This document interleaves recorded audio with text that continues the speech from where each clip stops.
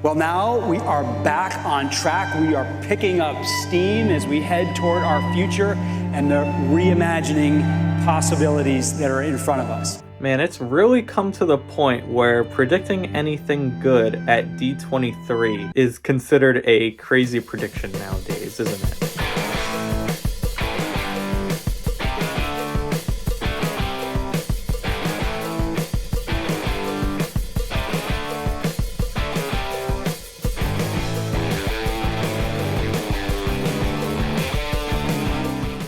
What's up guys, I'm the East Coaster fan, and today I'm going to be doing something interesting since it's sort of the start of the 2024 season, even though the parks aren't open yet. For a while, I've been watching this series on Coaster Radio called Coaster Damas, and this is where you make predictions about the upcoming season, and then at the end of the season you look back and see how accurate you were.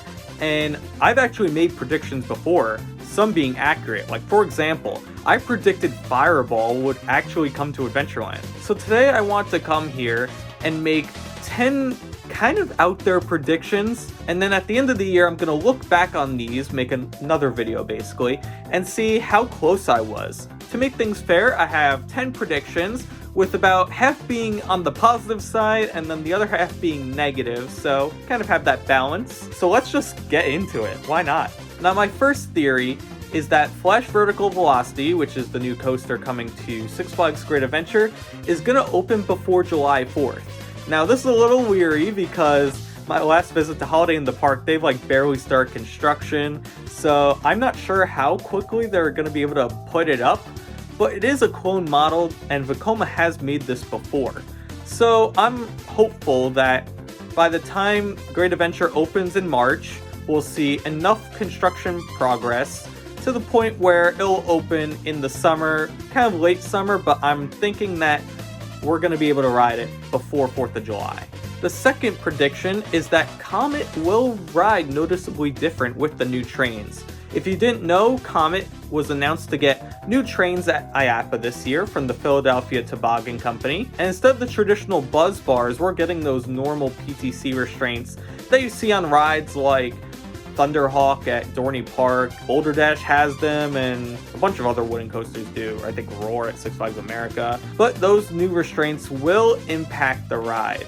I'm praying not, but I think it might. Let's talk about Iron Menace. So my third prediction is that Iron Menace is going to have better theming than Copperhead Strike. I got the chance to check out Copperhead last year when I made my first trip to Carowinds, and I was amazed at the theming. And I think that Cedar Fair is really just trying to step up their game slowly as they build more and more attractions. And if going through Ghost in the Machine at Dorney's Haunt told me anything, they have a lot of faith in theming, and I think they can pull it off. My next prediction is that this will be the last season for both the pirate ship and Adventure Falls at Adventureland. Now, this is something we've been hearing for a while now. There have been findings of these rides for sale on websites, but nothing official from the park yet. These rides are still sticking around, and this will be their final send-off year, and the following year, 2025, I think will be something big in that spot. Let's talk about Wildcat at Lake Compounce, aka my least favorite roller coaster. I think 2 years ago, maybe a year ago, they announced that Wildcat at Lake Compounce would be closed all last season to get fully or partially Titan track work on it, and I do think this is what's gonna fix the ride. So next time I go to Lake Compounce, I'm hoping that Wildcat will be rideable again and it'll no longer be my least favorite coaster of all time. That's me crossing my fingers.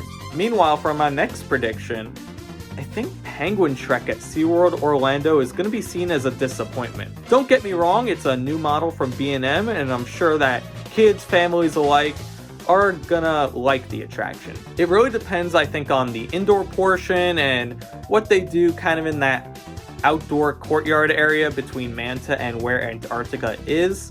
If it's the type of scenery that Arctic Rescue has at SeaWorld San Diego, I don't know, honestly. But it could surprise us. I was a big doubter of Pipeline before that was built. And from what I've heard from friends and others who have ridden that attraction, it just looks like plain fun. So I could be wrong, but I don't know. Right now, I'm just thinking it might be a disappointment. Meanwhile, for my next prediction, I'm going to talk about a sleeper hit.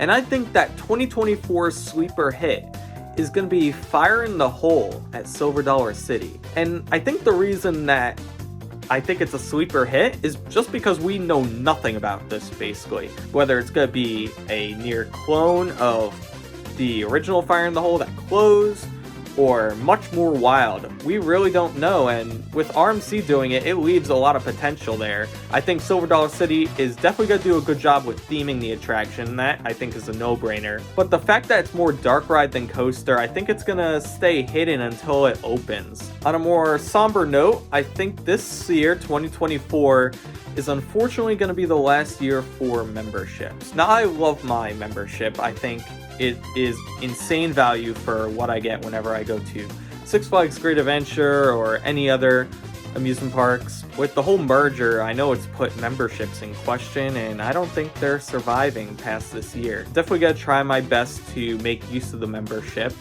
but I wouldn't be surprised if they announce, let's say in September or August, the grandfather members are going to be phased out with the new pass. Two more predictions that I want to make, and this first one is about something big that's happening in 2024, and that's the D23 Expo. This is the year that I think they really need to show what they got coming, especially with Epic Universe coming. And for my prediction, I think we're gonna get official confirmation of a Villain's Land coming to Magic Kingdom sometime in the future. I don't know when, because they take a slow time building stuff. We're gonna get a much clearer picture, no more blue sky. A Villain's Land is coming to Magic Kingdom. And the final prediction that I want to make is relating to one of my most anticipated roller coasters of next year, Top Thrill 2. And this prediction is really specifically for this year, 2024. I think that for its inaugural year, Top Thrill 2 is going to get the same amount of downtime, basically, as Top Thrill Dragster.